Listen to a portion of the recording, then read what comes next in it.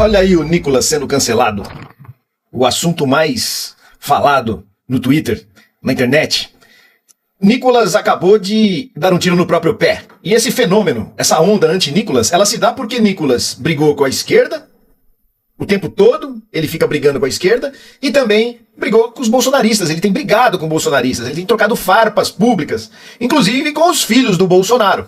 O Thiago dos Reis aqui, do Plantão Brasil, ele tem avisado o pessoal do PT que tem que se tomar atitude com relação ao Nicolas, que, por exemplo, naquela caminhada, o Nicolas, ele andou pagando gente para divulgá-lo.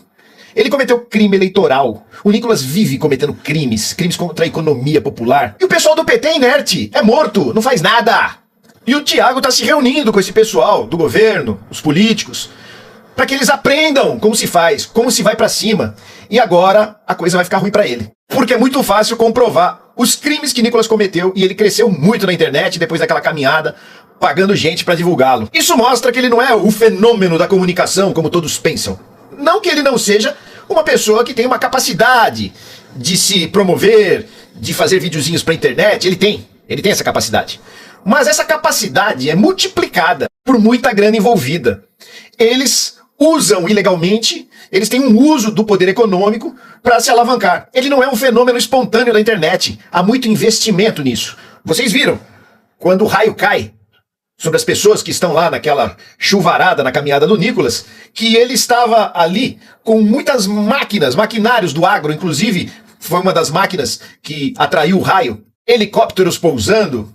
Então ele tem muito apoio de gente poderosa. E essas pessoas poderosas que foram aquelas que financiaram o golpe, a tentativa de golpe, e que agora estão financiando o Nicolas. Eles não param. Os riquinhos do país acham que são donos do país, que podem fazer o que quiser porque nada vai acontecer. Então, o fenômeno Nicolas é construído com muito tutu, muita propinagem, muito dinheiro ilegal. Ele deve muitos favores para os empresários, para o pessoal que é dono dos meios de produção. Como que ele vai apoiar a queda do 6x1? Como é que ele vai apoiar o povo? Não, ele vai tentar criar o Bolsa Patrão para inviabilizar o projeto do Lula, porque não há fontes de arrecadação para que se possa pagar algo do tipo pro patrão, coitadinho do patrão. Eu fico com uma dó do Luciano Hang, da Havan.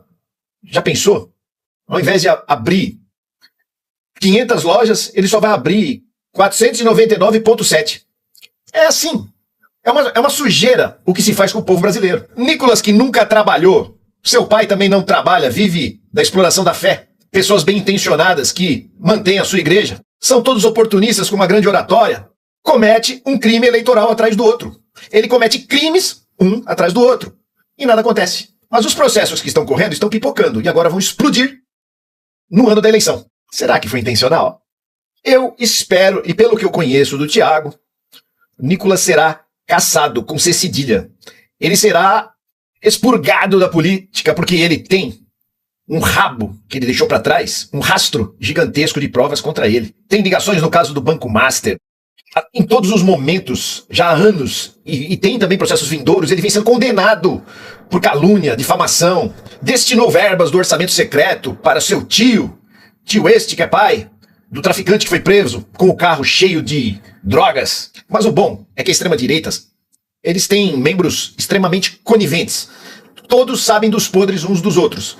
E quando eles brigam entre si, que é o que está acontecendo, vai aparecendo o podre de um, de outro, aparece o primo do Nicolas. É assim que vai acontecendo. E então, aguardem. Preparem a pipoca. Não há seriado que seja mais interessante que esse. Eles são protagonistas e ao mesmo tempo são diretores do filme. Eles criam roteiros muito interessantes e eles serão agora atores do seu próprio infortúnio. Nisso, o maior aliado do Nicolas, que é o Paulo Marçal, encontrou ontem com o Flávio Bolsonaro.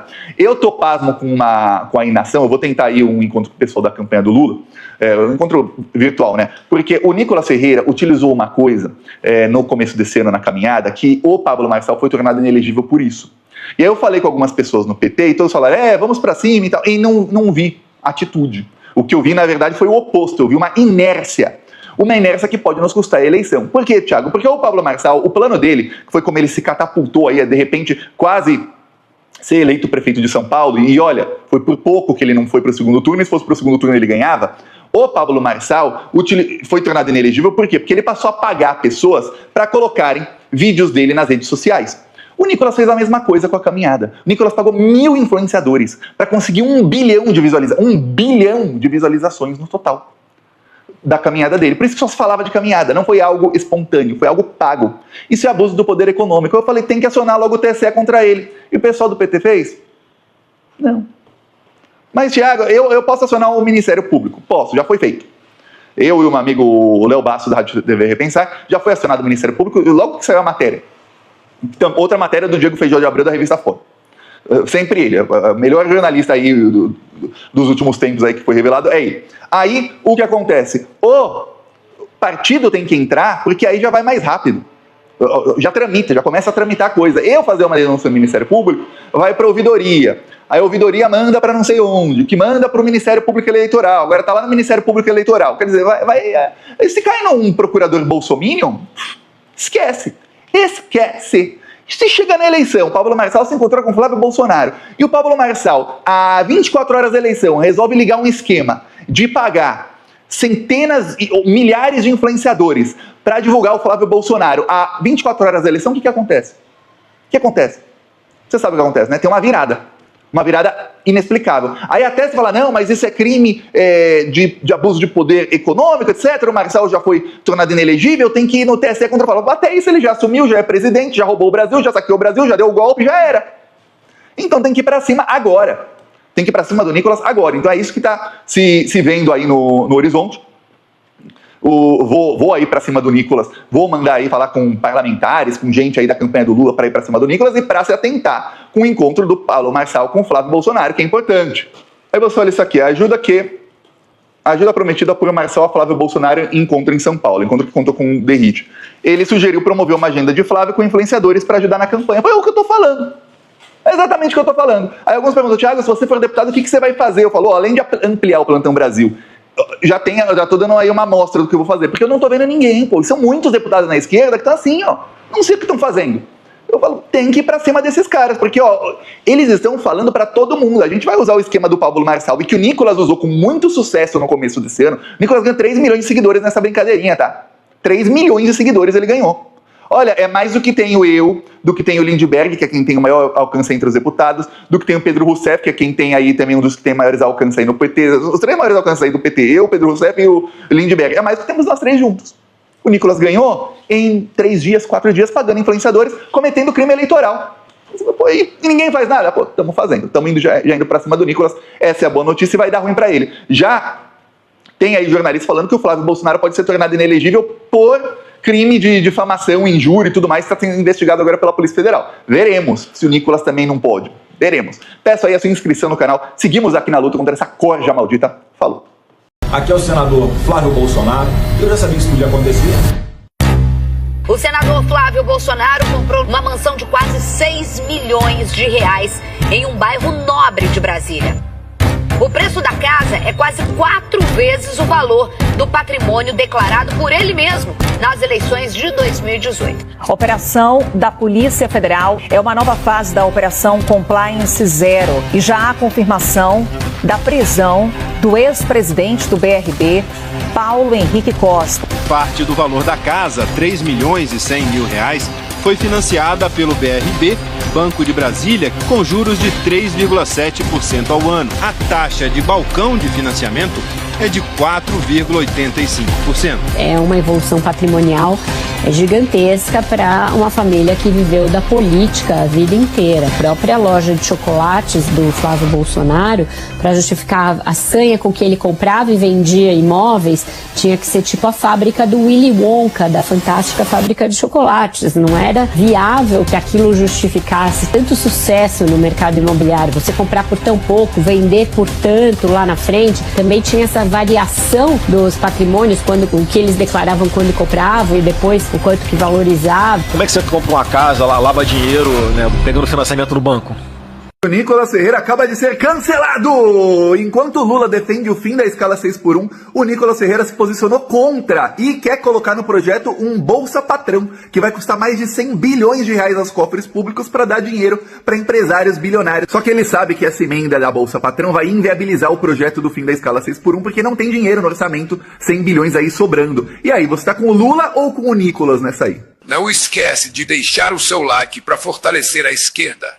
Flávio Bolsonaro pode ser delatado para a Polícia Federal a qualquer momento. Isso porque no dia de hoje, o presidente do banco BRB acaba de ser preso oficialmente. Para quem não sabe, esse banco BRB seria o grande responsável pela compra ilegal do então falido e super corrupto Banco Master. Agora, por que Flávio Bolsonaro hoje não vai nem dormir de tanto medo? Porque esse presidente do banco BRB foi o grande responsável e a pessoa que assinou um empréstimo multimilionário para Flávio Rachadinha comprar uma mansão em Brasília. Mansão essa avaliada em quase 7 milhões de reais. Agora, vamos fazer o cálculo comigo. Flávio Bolsonaro é senador há vários anos, com um salário mensal de mais ou menos 30 a 40 mil reais. Quanto tempo levaria para Flávio Rachadinha conseguir comprar a casa de 7 milhões? Bom, o empréstimo duraria até 30 anos, né? Então ele poderia pagar em várias parcelas. A grande questão disso tudo é que nesse empréstimo ele pagou 27 anos antes. A pergunta que fica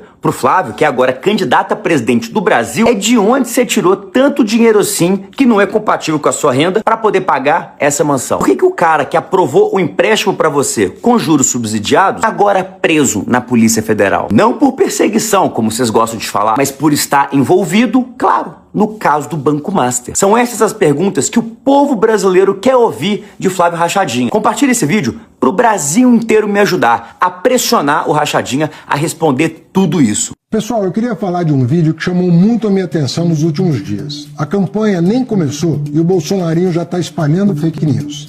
É impressionante como eles não têm nenhum compromisso com a verdade. Ele pega essa cena chocante de gente catando resto de comida, incluindo crianças, e bota como se fosse no governo Lula. As imagens são de outubro de 2021, no governo do pai dele.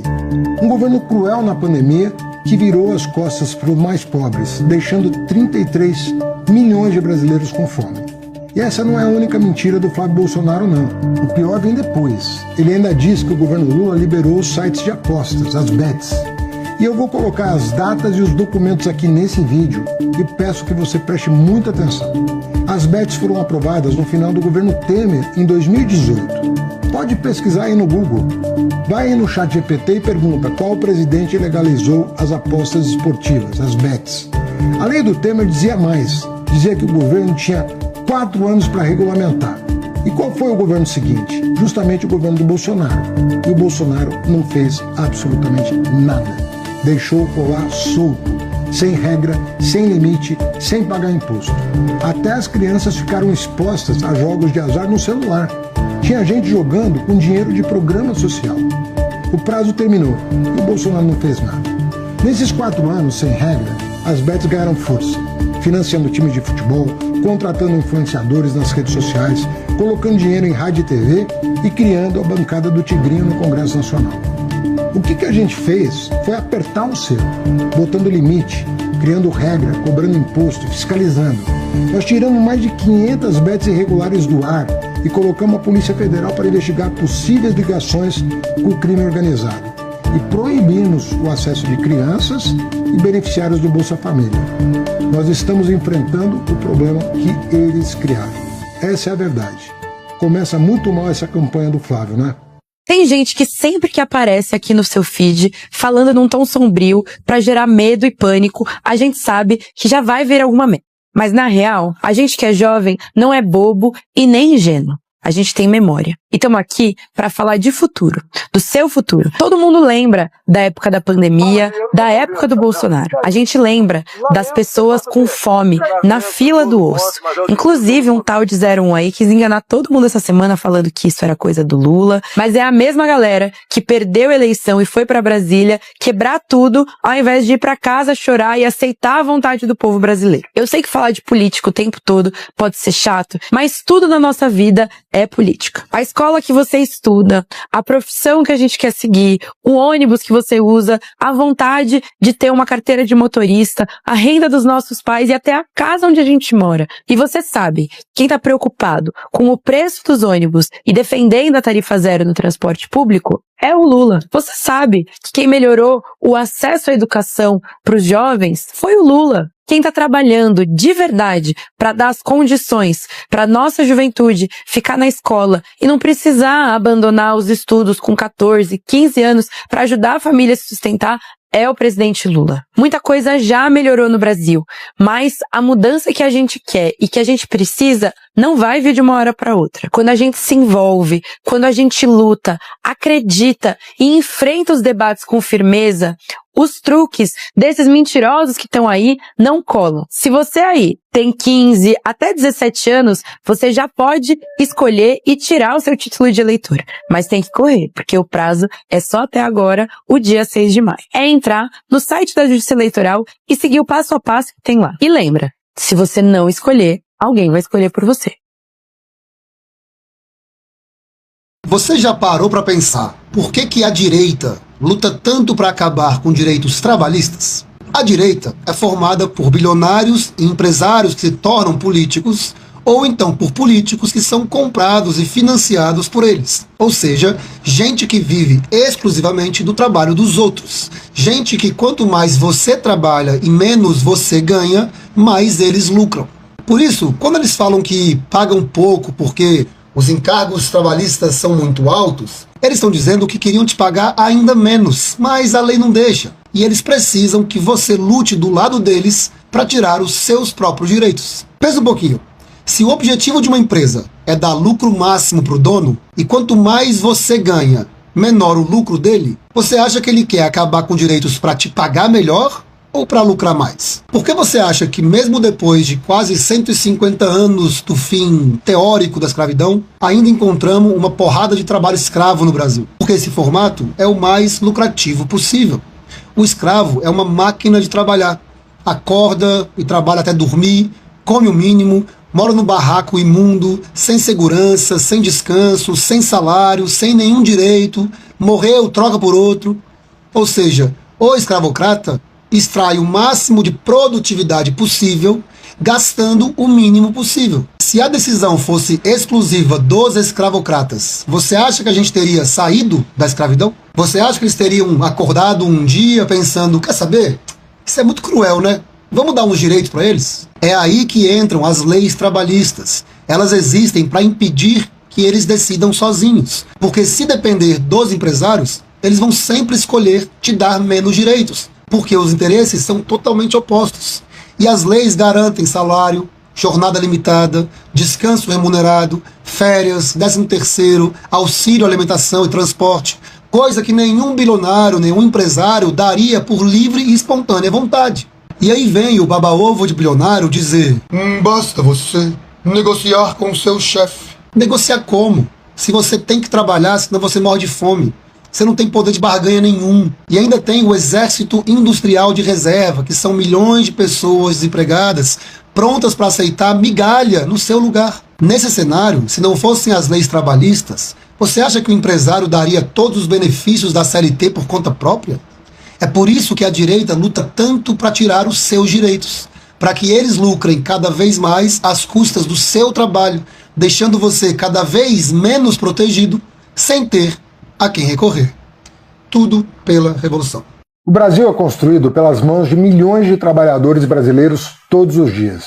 Brasileiros e brasileiras que merecem mais que um trabalho digno, merecem o sagrado direito ao descanso. Chegar em casa e ter tempo. Tempo com o filho, tempo com a família, tempo para descansar, tempo para viver melhor. É o justo, não é? Por isso, o presidente Lula enviou ao Congresso Nacional com urgência o projeto que acaba com a escala 6x1. Estamos propondo a redução da jornada de trabalho para 40 horas semanais, com 2 dias de descanso, sem redução no salário. Como ex-ministro da Fazenda, eu quero ser claro, dignidade não é inimiga da economia. Um país onde as pessoas descansam e convivem com a família é um país que produz melhor e cresce com mais força. A vontade do povo foi ouvida, o governo fez a sua parte e o Congresso tem a oportunidade de aprovar essa mudança. Vamos juntos por mais essa conquista histórica.